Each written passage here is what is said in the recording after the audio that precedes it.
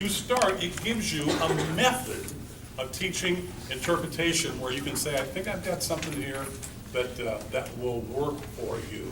And if you do that, I think you're going to like it. And next of all, I think your kids will like it. And I think what will happen, we've seen it happen with scores of kids in the past. You know why sometimes they get good? Because they feel that they're good.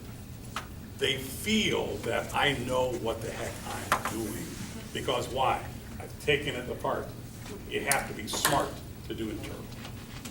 Okay. Which was the compliment you got yesterday about how, I think Tom said about in Kansas, you're offering the intellectual activity that kids need in schools, which is true of every place in here. But, I mean, when you look at the vocabulary building for commitments, instead of a kid saying their emotion is happy, they're happy, they're sad. There's a big difference in all the words between happy and sad that are much better commitment terms for vocabulary and being able to do literature analysis, my goodness. So this should empower them to be able to do it. The only thing that we have here in terms of the examples and activities, we did the planning out commitments for you, we did the cluers and doers. The skill building record was something I came up with for peer coaching, where kids can take a record, or I can even do it as a coach listening, and it takes all the skills they're working on, the date that they're doing, and you can give yourself scores. You can do that, kids can give it for each other, coaches can give it to them, and they see their progress in certain areas. Because some kids might be, it helps them to see like they're doing great at visualizing, it keeps everything on the list for them to think about, but maybe they're getting really good at their physicalization. So that's just a chart for that. And then the last one that we had on there is this one. Don't think you can change gender with lines for NFL purposes when you read this. This is done to make it easy in class or after school. So what we do is we give them this material and we tell them, like, if you're a girl, you can make the character Thomas, or make it Teresa, and if you're a boy, Thomas, just to make it easy and user-friendly. And then they can watch each other and they really get jazzed because they're seeing how Bobby plays the character with the exact same material as Sally plays the character, and it's very creative generating.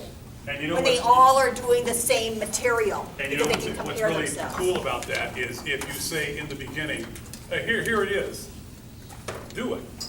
And they do it, and then you teach. Then you teach. What are you after? Everything with the cluers and doers, to tell it, what are your commitment choices? Are you beating the word? And then go back and do it again. And if you videotape that, good God, that's another whole lecture on the value of videotaping, folks. And they see the after with the before, they think, wow, I'm really a whole lot better. That's when kids get confidence, and you do too. So our goal was to teach you the I believe you, the ultimate compliment. That's what we're hoping for your kids, that they get. Our compliment to you is Kansas does a heck of a lot of things right. Yeah. I mean, there are lots of things you do right. The growth of your activity, the kids that are involved, is astounding. So we're not positive we taught you new things that you didn't know, but we're hoping to add to your arsenal of ways that you can show what they are and have actual activities for them. And frankly, I just want to say that not only was it a privilege for us to be able to be here, but to be able to sit in on your workshops, see what you're doing, know that you share some of the same common problems, maybe look at some solutions, and just meet you. I mean, dinner last night was awesome, seeing those awards, hearing the stories that everybody has to say. You are a great state and series of districts, so we say thank you for having us here.